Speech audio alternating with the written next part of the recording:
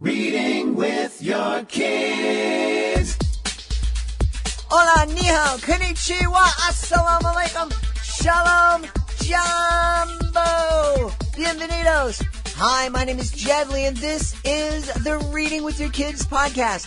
We are coming to you from the beautiful neighborhood of Reedville in the southwest corner of Boston, Massachusetts. Please be sure to connect with us on social media, facebook.com/readingwithyourkids, at Jedley Magic on Twitter, and at Reading With Your Kids on Instagram. Our guest today is Randi Sonenshine. She is the author of The Nest That Wren Built.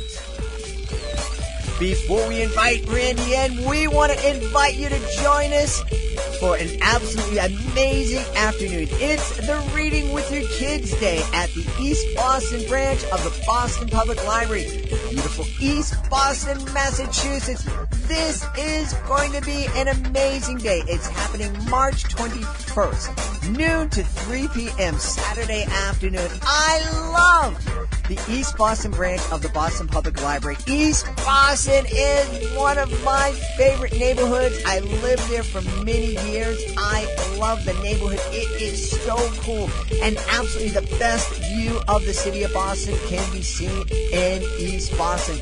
It's an amazing place with amazing families. And we would love for you to join us. We're going to have a magic show, magic workshop, story times reading. Steve DeRozier from the Boston Public Schools Parent University is going to be in giving a parent workshop. There's going to be all sorts of wonderful things you and your family to do. We're going to be giving away tons and tons of free books.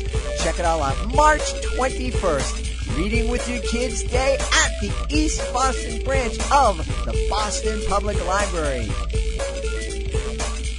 Joining us on the line right now from right outside of Atlanta in Georgia. She is part of the STEAM Team 2020, and she's the author of The Nest That Wren Built. Please welcome to the show, Randi Sonenshine. Randi, how are you? I'm great, Jed. Thanks for having me on the show. I'm glad to be here. I'm really excited to be here. We had Jennifer Swanson in not too long ago, talking to us about STEAM Team 2020.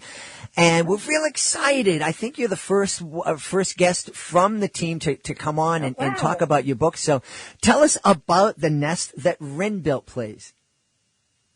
Well, it is a nonfiction, depending on who you ask. It's actually nonfiction, cataloged nonfiction, but there's been some discussion. It could be an informational picture book. It's an interesting way that they determine that. But it is a nonfiction. It's in verse. It rhymes. And it is about a pair of wrens building their nest from the first pile of sticks until the fledglings decide to fly away. You know, last summer, we live in a beautiful part of Boston. We're on the very border. The border is like my fence in the backyard. And on the other side of our fence is a wildlife sanctuary. So even though we live within the city limits of Boston, we feel like we're in the country. We have this huge backyard with 26 trees and bushes and the wildlife, and there's coyotes right now, which isn't so great. But you know, last summer, a robin decided to build their nest right in a bush in front of our front door.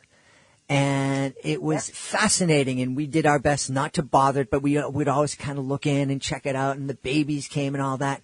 When the robin finally left, and we did a little research and found out that they don't use the nest again, we took a look at it, and it's like an engineering masterpiece. I mean, I'm looking at this thing, I'm like going, how, and so I have to ask you, how in the world does a creature without hands and thumbs and just having a beak, how do they build these things? That's how I got interested in this. Every year, we would have a pair of wrens build a nest in our garage. And I kept telling my husband, you're going to have to keep the garage closed, and he wouldn't listen. And so, you know, and I was just fascinated by that. One year it was in a bike helmet. And then the next year it was in a cloth grocery bag on top of a pile of books. And it intrigued me so much because, A, they were not daunted at all by being so close to humans. And B, they kept returning to the same place. So I started doing research, and it is exactly as you were saying. It is an engineering feat of great proportions. And every bird makes a different kind of nest. It all depends on what their needs are. That's what I think is so remarkable about it too. Just like parents and, families want to build the safest and most loving place to raise their children, and that's what birds do as well. So the wrens are actually they're from a family called like troglodytes. They're actually like, it's like a cave. It's very insulated, and the entry is usually on the side. So they don't generally, you're not going to see them way high in trees like some other birds, but they like to be within, 5 to 10 feet of the ground, and generally in thickets, in a lot of viney places, but most often around your home, in mailboxes, under grill covers, in a wreath on the door, I've had them in watering cans and flower pots, and they will literally just come and feed their babies right there, even though your dog might be right there. They're pretty bold and sassy little birds, which is another reason why I kind of fell in love with them. Yeah, that was the thing. I think the thing that really blew me away is that when we Googled, can we take this nest without, disrupting, the bird's family in the future? The image that came up was the identical image I'm like, how did Google take a picture of the nest that's in my bush? Right? I know. It's incredible how it is built within their DNA, exactly. For example, one thing that I thought was really fascinating about the wrens, and there's so much science that goes into their nest. The male will start, and he will build sometimes up to 10 dummy nests, little piles, and usually they're messy piles of sticks, and then he will call a prospective mate, and then he will take her on a virtual tour, like he's a realtor, taking her on a tour of these little starter nests at various places, and she will turn her nose up at some of them, and eventually she will say, yep, this is the one. And so then she will go and she will completely dismantle everything that he has done and start over, because that's just what the female does. So I thought that was really a unique, interesting trait of wrens in particular, and I'm not sure, there may be some other birds that do that, but there were all these quirky little things that, how do they know? Yeah, they just, it's their science. It's the science behind it. Their instinct. What's born with them. They're coded. Yeah, I mean, this is. I tell you, I'm sitting here, I'm talking with you, and so many questions are popping into my head, and this is such a fascinating conversation. Imagine what a wonderful conversation we can have with our kids about this. Oh, absolutely. Yeah. And what a difference it is in terms of, approaching learning when a child gets excited because they see the parent be excited, and you're reading this wonderful rhyming book, and you're learning these things, and you're questioning these things, and you're interested in it as an adult, and the child is interested in it. It's such a different way of learning than sitting in a classroom and learning something because you're supposed to learn it. Right. And we, as a longtime educator, I love when students come and have the experience, and we try to recreate those experiences the best that we can within the limitations that we have in the classroom. Or, I would take my students outside. I taught middle school and high school English, but especially when we did poetry, which is one of my loves, and why this book is such a passion of mine, because it combines my love of birds. I'm a bit of a bird freak, bird nerd.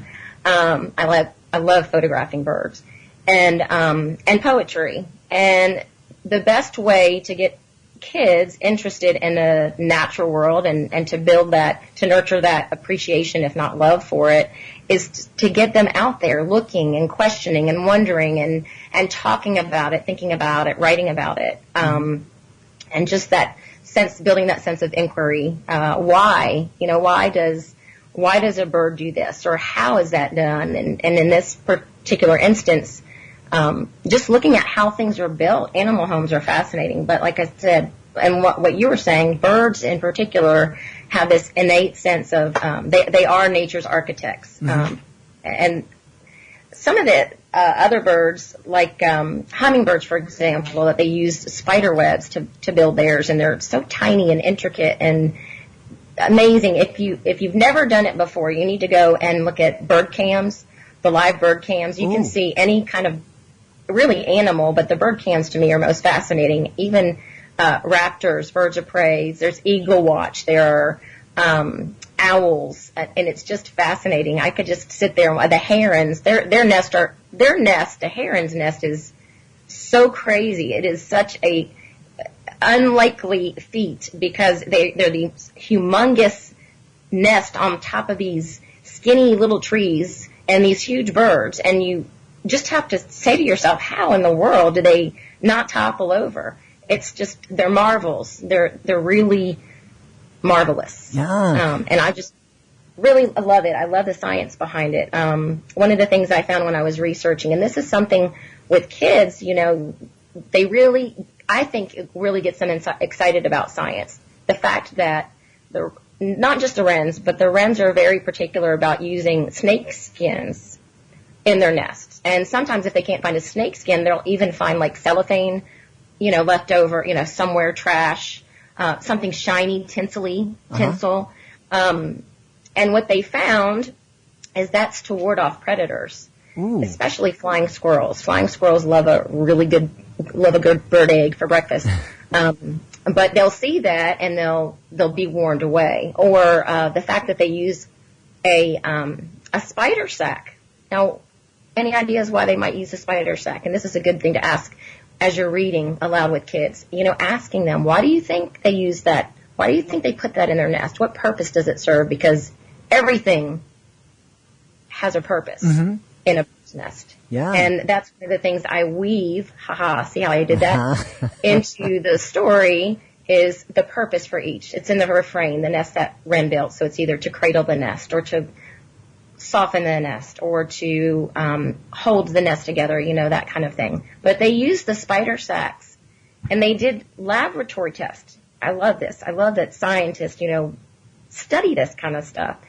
And what they found was when the spiderlings hatch, they eat the mites, and mites are these tiny little microscopic creatures that can threaten the fledgling, when they're nestlings, especially when they're very vulnerable, they're parasites, and they will eat at them and can endanger their lives. So the spiderlings eat the mites, and then the birds can eat the spiderlings. So they have built-in pest control. It's kind of cool. It's really smart. These birds. Yeah, this is fascinating. I'm just blown away just thinking about it, thinking about that whole thing. It's encoded, in their brains. They're born with that. And it's another great conversation I think we can have with our kids is just that, that we don't have that. Maybe there's some things coded that, we cry when we're hungry, but for the most part, we're starting from scratch and we need to learn. Right. Birds don't go to school. They kind of come with everything they need. And that's quite different. It's our brains work very differently than bird brains. Sorry. Well, and I think that's a really funny turn of phrase because we say bird brain and think their brains are really small, but they're very intelligent. Of course, in the animal kingdom, and any species has their not so smart ones and their really smart ones. So some birds are maybe not as intelligent, but most, when you really study the design of their nest and the way that they're not just that, but also their behavior, and those are things to go on a nature walk and to look at. It may not be even birds with your children. And then to find books that have to do with what is it that interests them. Maybe it's, bugs. One of the books that I'm working on right now is a spider. And they're fascinating too. What is it that they really wonder about and whatever, grabs them. to find. There are books about everything, and if you can't find one, write one. Have that, to have the kids explore also in writing, especially. Like I said, I'm a huge poetry fan, and it's so good for them, for their language development, for their phonemic awareness, for being able to hear sounds and what we call word families that rhyme, really helps a lot with their literacy development, their language development. And there's just a lot of ways that being outside in nature and also developing that scientific mind as well, that mindset of asking questions, of testing out your hypothesis, of, going further and investigating and observing, just building all of those skills together are, things that will definitely carry with them their whole lives. Yeah, and we talk a lot about, and one of the reasons we love having authors of STEM and STEAM books on the show is because we want to encourage kids to explore the STEM fields. But as you're talking about that whole way of thinking and looking at things, it's really helpful in our everyday lives. It's really important, really helpful for our kids to kind of look at things from different perspectives and understand that what you're saying, what you may find offensive, may not be offensive to other people for different reasons. Right. And, right. and I think that that's really something that is a wonderful gift that we can give to our kids. Absolutely. Being critical observers and thinkers, those two things, which you can do through books, that helps to build that, those skills in our kids as well, and us as adults too. But as you're reading, to have them make predictions, have them make inferences. Inferencing as a reading specialist, and I with middle schoolers now, but it's probably one of the most difficult things to do. Is to make an inference, you have to have some background knowledge and experience, and you have to be able to use clues from what you're saying or what you're hearing or what you're reading.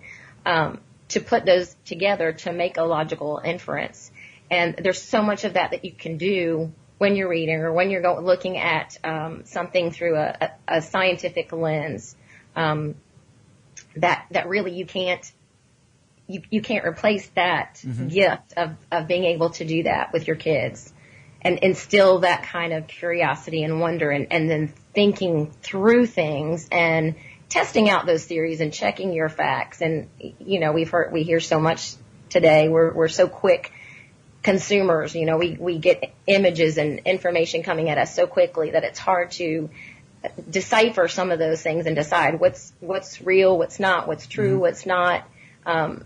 So using, again, that critical lens, that scientific kind of thinking and awareness will, I think, go a long way to help our next generation be critical consumers, so to speak, of information. Yeah, absolutely. It's so, we've heard, I've taken classes in media literacy, and, we hear numbers like kids and adults are exposed to 3,000 or more media images and messages every single day. And, in kids, we need to help our kids understand that each one of those messages was created by someone with a purpose. And understanding what that purpose is really helpful in understanding whether or not you want to follow that message. Absolutely. Yeah. And that's one of the things I think, like with the STEAM books, it's going to engage that part of the brain. And when you're reading it, when you're reading aloud with kids, which I can't stress enough how important that is, and all ages. I've taught college reading classes and used picture books with college-age kids. When I taught high school, I used it with high schoolers for lots of different reasons and in lots of different ways. But especially as they're learning to read and they're developing their language, a lot of parents, they get about elementary school and they think, oh, my kids don't want me to read to them anymore. I read with my boys since actually before, when I was pregnant, I was reading aloud to them. It's when I was working on my master's degree in reading, and there was research that, that suggested that was a good idea. And I read with both my boys up through middle school. We read with my youngest, who's 16. We read the entire Harry Potter series, when he was a little bit older. So they're never too old. I mean, you're never too old for a good read aloud, especially picture books. I have a soft spot for those, and there's so much you could do with the pictures as well. There's a lot of times, like in my illustrator Ann Hunter was absolutely amazing, and there's this whole other story happening on the page that wasn't written in my manuscript that she developed. That's that collaboration between the illustrator and the author. There's this whole other story with these other critters. She's great at, and they're almost, a lot of times they're hidden. In fact, she hid an ant on every page, which I didn't know that she did. And it was one of my friends who was reading one of the early proofs, and she said, there's an ant on every page, and I hadn't noticed that. And I've read it a lot of times, and I still find something new. But there's these little critters that their story is taking place parallel to the bird's story. And one of them has a not so lucky ending and ends up food for the nestlings. I won't say which one. And then some of the lucky ones end up getting to move into the empty house when the birds are gone. So there's all these interesting little details that the illustrations have. You could read it again and have a completely different story, which I think is so cool. Yeah. I was recently speaking to a person in the Boston Public School system that teaches reading workshops. And teaching parents how to read and be more effective readers. And one of the things that he suggests is before you read the text, cover the text and just look at the pictures and talk about the pictures with your kids. We call that a picture walk, and that's a fantastic thing to do. I also create teacher's guides, and that's usually one of the first things that I'll say to do. You're developing their visual, spatial, and again, making those inferences, making the predictions, even developing their sense of story. Things have a beginning, middle, and end, because that's very important, especially as they start reading longer and longer pieces of literature. And not everything has a linear story. So to have them, and also you're developing their creativity, their imagination, all those, but seeing those pictures on the page and being able to come up with their own story is a wonderful way to introduce a book. Yeah. Now, of course, it happens when you gave us the name of that technique. Skype broke up. So just tell us again, what do you call that when we cover the words and talk about the pictures? A picture walk. Well, I don't know if that's a technical term for it, but a picture walk. So, and just even talking to kids about the illustration and the difference between the illustrator and the author, giving them a sense of the way that a book is put together. That's something that we find when kids come to school that haven't had somebody reading to them. They don't even know which way you read the words on the page. So we want to develop, it's called concepts of print. How do you turn the pages, and where do you begin reading, and what is an illustrator? What does the illustrator do? All those things are essential literacy skills also, and you don't think about those, but they're important. We think of it as it's intuitive when you're read to all the time and when you're reading all the time. But those children who don't have that luxury come to school behind and with a deficit there. Yeah, and the other thing that I love, and I really think it's empowering for kids, is that when we're asking, as adults, as parents, as caregivers, we're the people that our kids look up to more than anyone else in the world. We're the ones that they want our approval. And for us to sit and ask the child, what do you think of this? Saying, I value your opinion. You and what you think is important to me. I think that's so incredibly empowering and important for us to do. It's tremendous. And you're still nurturing that relationship that you have with your child. But you're absolutely right. And even talking about connections that you have to the book. I mean, books have a whole other level than just the words on the page, but building empathy. A lot of people like the character building aspect of it. Those windows, into other worlds. being a more caring person, being also research has shown too that it helps with attention. Being read aloud to helps to keep kids focused, and also something I read recently with that they have lower levels of aggression, kids that are read to regularly. So there's all kinds of really fascinating research about reading aloud with your kids, and it's the number one, absolutely, without a doubt, hands down, best thing that you can do to help their reading and their language development.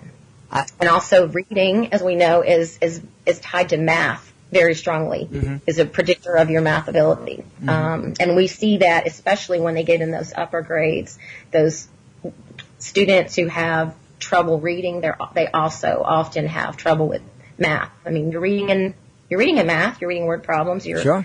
Yeah. So it's not something that you would ordinarily probably put together, but that's one of the big things that research is showing us today.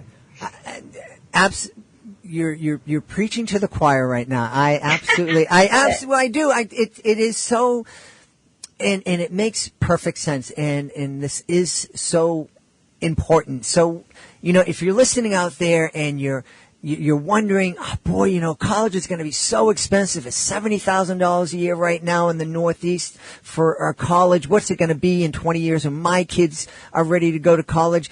Gee, should I stay home and read 20 minutes to my kid, or should I stay at work and make some more money? Go home and read with your kid. Read every. I don't care if it's when they're in the bath. The bathtub is a great place to read to them. And I always had those, foamy letters that stuck up on the walls, and we would do word families. And I would read anytime. There's no bad time to read, but a regular time, one that you can get into a routine of doing is going to make it easier, of course. Even if you're in the car, while the child has the book in front of him, maybe you have an audio book if you're driving, and they're looking at the book. And favorite books to read over, and I know as a parent, there's always that one book that your child wanted to read over and over and over and over and over again, and you just wanted to, at some point probably throw it through the window. But it is actually a really good thing for children to read the same book over and over again, and to memorize it. I'll never forget when my kids were younger, and my son said, "I can read, Mommy," and he read the whole book. Now he wasn't reading it; he had memorized it. But that is a very critical first stage, because they are reading, they are turning the pages. There's a lot more that goes into reading than actually decoding those words on the page. And that's what builds a reader. That's what gives a child a sense of, I am a reader, and because they have that wonderful role model in you, reading to them. And it shouldn't just be, it doesn't always have to be one parent. It could be an aunt or an uncle or a grandparent or an older sibling, a cousin, so that they see lots of reading role models. We don't, it's one of the things that research has shown also, that there tends to be more boys who struggle with reading, and a lot of times it's because it's the mom who's always reading, or the female, or the grandmother, or the female person in the home. Just to see a male figure of, an uncle, a grandfather, a family friend reading is a very good thing, because if they never have that, they never see that, it's kind of ingrained in their minds that guys don't read. Yeah. Especially older, kids do. Yeah, that's okay. We're supposed to read when we're children, but then they start. And I see that happen a lot. I have student book clubs I have for 10 years, and my sixth graders come in and they're all excited, and it's a very mixed group, evenly, boys and girls. And then by the time they get to eighth grade, I have only one or two boys still in each group. And it's, of course, they get busy and their tastes start to change. Sure. But that is something that really, it breaks my heart that they start to see themselves as, oh, it's not cool for guys to read anymore. And I wish we could change that perception. And a great way to change it is, like, as you were saying, when you're over for that family gathering, the cookout in the summertime, the Thanksgiving dinner, the holiday dinner, and there's a moment, it happens at every one of them. It's kind of, we're waiting for the food, kind of been together. We've like said, hey, how are you? We got the stories done. And now, let's go and turn the TV on. No.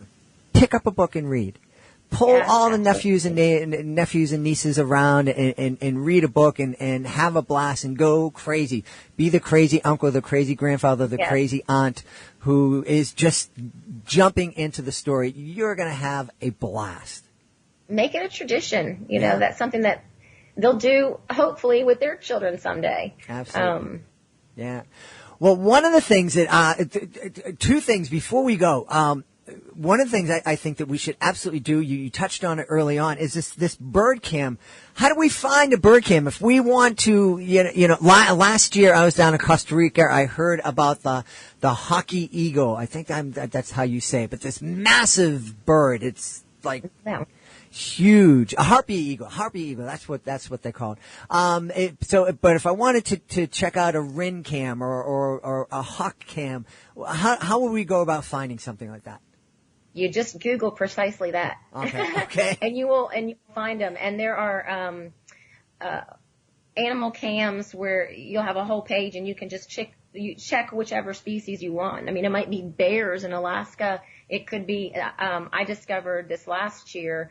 There's a pair of eagles that nest on the White House lawn or in the White House property, and they've named them. I think they're very patriotic names, of course. Uh-huh. And they have, the best time really is to start watching them like in February, March, because they'll start nesting soon. And wrens will have, this past year we had 3 broods. Mm.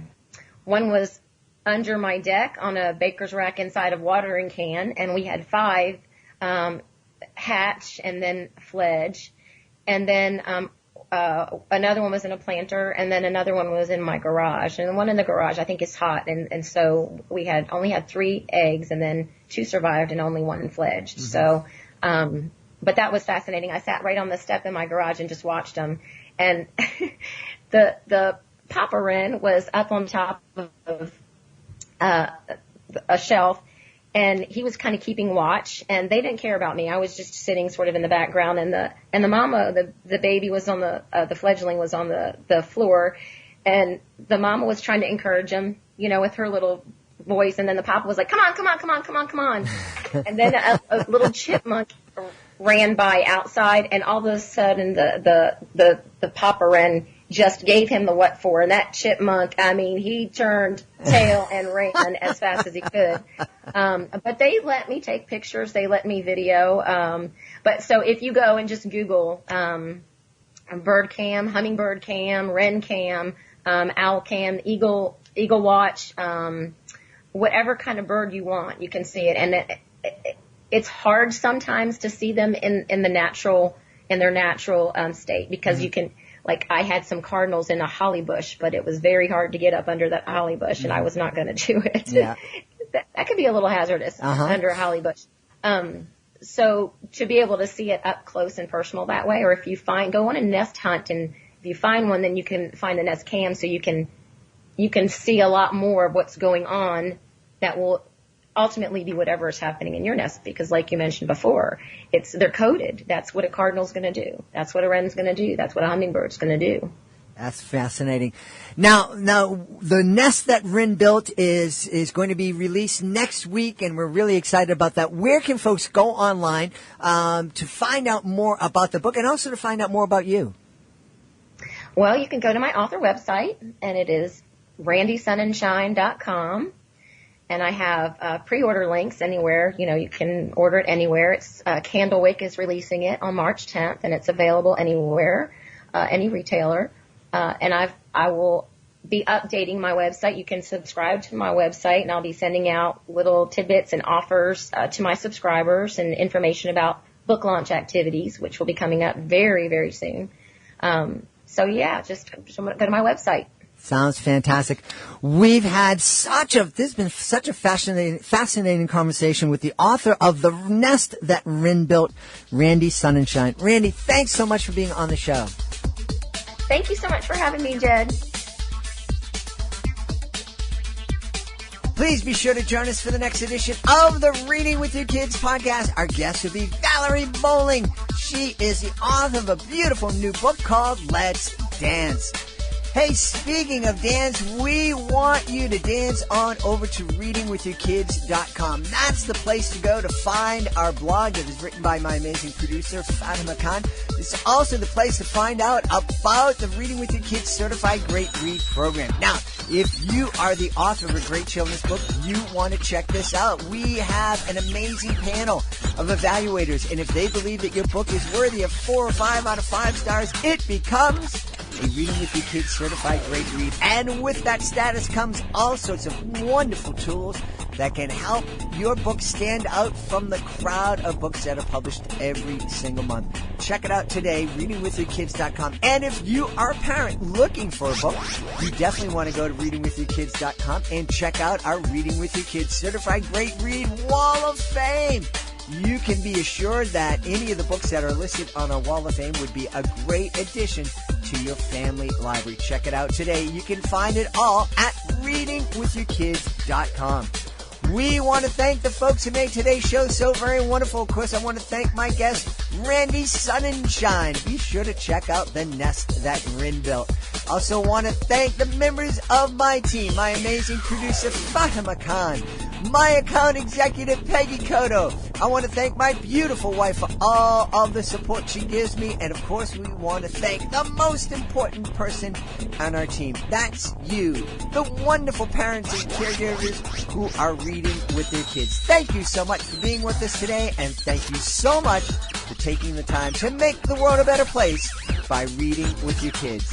I'll be looking for you in the next edition of the Reading with Your Kids podcast.